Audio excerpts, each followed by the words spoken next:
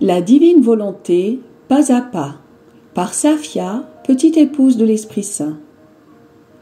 La Reine du Ciel, dans le royaume de la volonté divine, à Luisa Picaretta.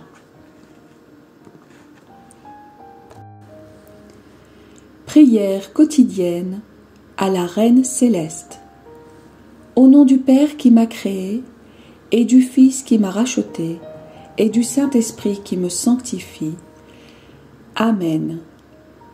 Fiat voluntas tua. Reine immaculée, ô céleste maman, en ce mois qui t'est consacré, je me place sur tes genoux maternels, m'abandonnant entre tes bras comme ton enfant chéri, et te demandant avec véhémence la plus grande de toutes les grâces, celle que tu m'admettes à vivre dans le royaume de la divine volonté. Sainte Maman, toi qui es la reine de ce royaume, permets que je vive en tant que ton enfant, que ce royaume soit rempli de tes enfants. Je me confie à toi afin que tu y guides mes pas et que, soutenu par ta main maternelle, tout mon être vive constamment dans la divine volonté. Tu seras ma maman. À toi, ma maman, je confie ma volonté pour que tu l'échanges contre celle de Dieu et qu'ainsi je sois assurée de ne jamais quitter cette divine volonté. Je te prie de m'éclairer afin que je comprenne bien ce qu'est la divine volonté. Amen. Je te salue Marie très pure, conçue sans péché. Le Seigneur est avec toi. Tu es bénie entre toutes les femmes, et Jésus, le fruit de tes entrailles, est béni. Sainte Marie, Mère de Dieu, co-rédemptrice du monde, Mère et Reine de la divine volonté, Immaculée Conception, Mère des vivants et de l'Église, prie pour nous pécheurs de toutes les générations, et veuille répandre l'effet de grâce de ta flamme d'amour à toute l'humanité, maintenant et à l'heure de notre mort. Amen. 22e jour. Le petit roi Jésus est né. Le ciel et la terre exultent. Les anges sont de la fête et invitent les bergers à venir adorer Jésus, la vie de la Sainte Famille à Bethléem. L'âme à sa Reine Immaculée. Aujourd'hui, Sainte Maman, un ardent d'amour m'habite et je tiens à être sur tes genoux maternels pour y revoir le céleste bébé dans tes bras. Sa beauté me ravit, ses regards me transpercent et ses lèvres, au bord des sanglots, m'incitent à l'aimer. Ma très chère maman, je sais que tu m'aimes. Par conséquent, je te prie de me faire une petite place dans tes bras pour que je puisse donner à mon petit roi Jésus mon premier baiser et verser mon cœur dans le sien pour lui confier mes secrets qui m'oppressent tant. Pour le faire sourire, je lui dirai « Ma volonté est à toi et la tienne est à moi. Établis en moi le royaume de la divine volonté. » Leçon de la Reine du Ciel. Ma très chère et mon très cher enfant, comme je suis impatiente de t'avoir dans mes bras et d'avoir le plaisir de dire à notre petit bébé roi « Ne pleure pas, bel enfant, vois ma petite fille, mon petit-fils est avec nous, et elle et il veut te reconnaître comme roi, t'accorder la complète domination sur son âme et te laisser établir le royaume de la divine volonté en elle, en lui. Fille de mon cœur, fils de mon cœur, pendant que tu contemples le bébé Jésus, écoute-moi bien. Tu dois savoir qu'il était minuit quand le petit roi quitta mon sein maternel. À ce moment, pour signifier ce qu'il venait accomplir dans les âmes, la nuit se changea en jour. Celui qui est le Seigneur de la lumière faisait fuir la nuit de la volonté humaine, la nuit du péché, la nuit de toutes les méchancetés. Toutes les choses créées se précipitèrent pour honorer leur Créateur dans sa petite humanité.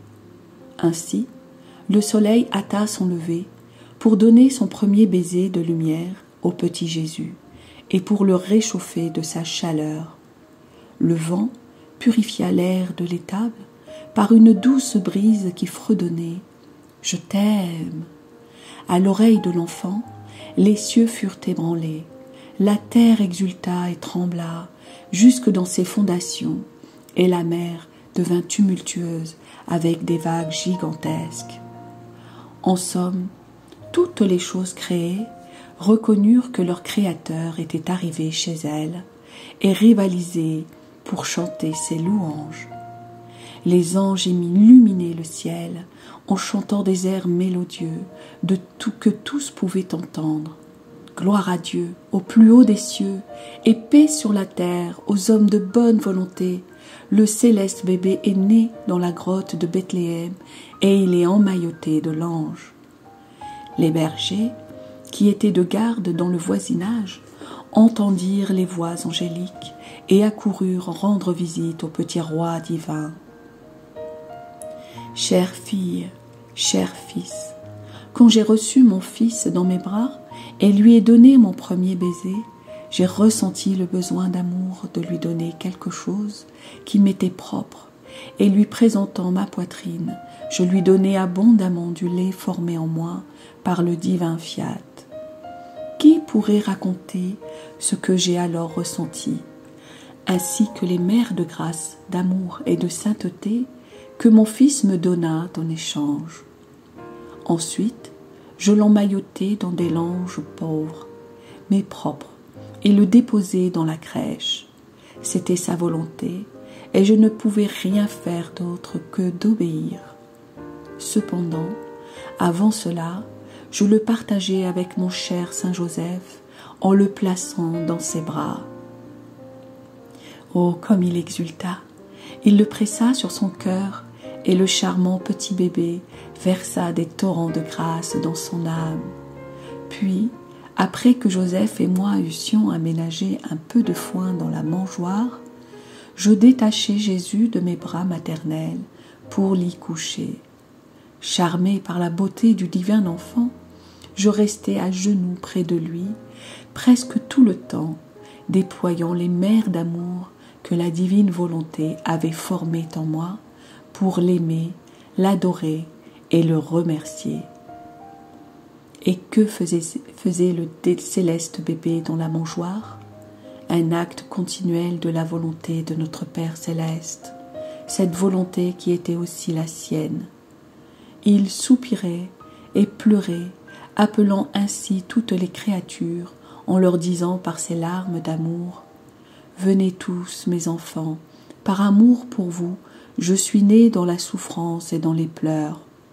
Venez tous pour connaître les excès de mon amour, donnez-moi un refuge dans vos cœurs. » Et c'était un va-et-vient continuel des bergers qui venaient le visiter.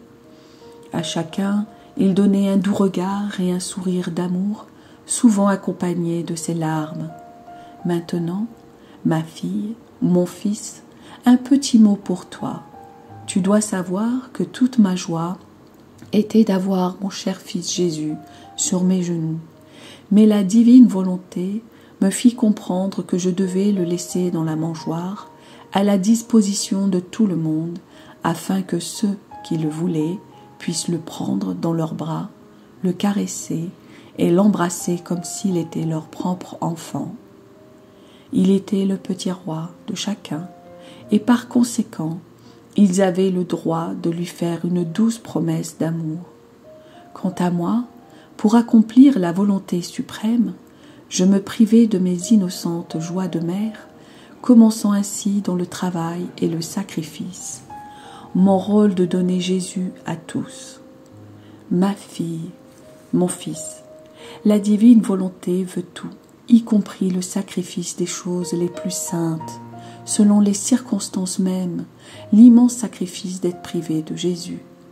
Cela est dans le but d'étendre davantage son royaume et de multiplier sa vie. En fait, quand la créature est privée de Jésus et de son amour, son héroïsme est si grand qu'il produit une nouvelle vie de Jésus et lui procure une nouvelle demeure. Par conséquent, cher enfant, sois attentive, sous aucun prétexte, ne refuse jamais rien à la divine volonté. L'âme à sa reine immaculée, Sainte Maman, tes leçons si belles me confondent. Si tu veux que je les mette en pratique, ne me laisse pas seule. Si tu me vois succomber sous le poids énorme de la privation de Dieu, presse-moi sur ton cœur maternel. Ainsi, je me sentirai si forte que jamais je ne refuserai rien à la divine volonté. Petite pratique. Pour m'honorer aujourd'hui, tu viendras 3 fois visiter le petit bébé Jésus en embrassant ses petites mains et en lui faisant 5 actes d'amour pour honorer ses larmes et apaiser ses pleurs. Oraison jaculatoire. Sainte Maman, verse les larmes de Jésus dans mon cœur, afin que triomphe en moi la divine volonté. Amen. Fiat voluntas tua.